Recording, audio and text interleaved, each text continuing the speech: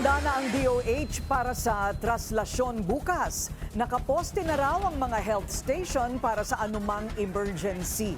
Yan ang agenda report ni Pierre Pastor. Ilang araw na rin naka-code white alert ang mga ospital ng DOH sa Metro Manila.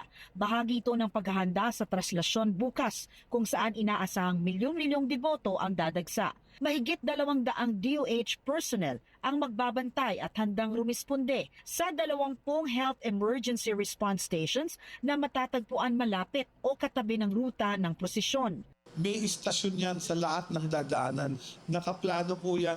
So, hindi kasi makagalaw ang ambulansya pagka nagkaroon ng movement yung grupo, yung prosesyon umandar na, hindi na makakapasok at makakalabas ang ambulansya. So, dinadala yung mga victim doon sa mga 10th or first aid stations na set up na.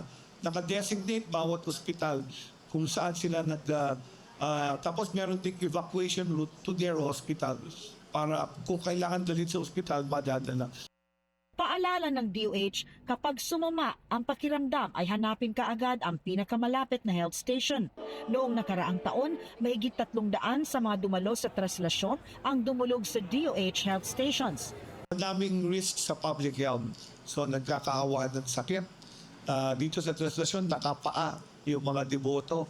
So kailangan malinis yung kalye, walang pabungdin or ma-injure sa mga paa nila. Tapos may umaakyat yan, sumasampa. Tapos siksikan, so nagpupunta rin yung mga may sakit. I-save na rin daw sa phone ang mapa ng ruta at kung saan matatagpuan ang health station. Malayo ang tatahakin ng prosesyon, masikip at mainit. Kaya dapat dala rin ang maintenance medicines ng mga may sakit na alta presyon, diabetes at iba pa. Siguruhing may dala ring tubig at ang susuoting damit ay komportable. Magdala rin ng ID para madaling ma-identify sakaling mawalan ng malay.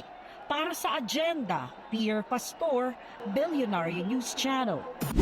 Manatiling nakatutok sa Billionaire News Channel. Sumubaybay sa aming social media accounts at mag-subscribe sa aming YouTube channel para sa mga bago at eksklusibong balita.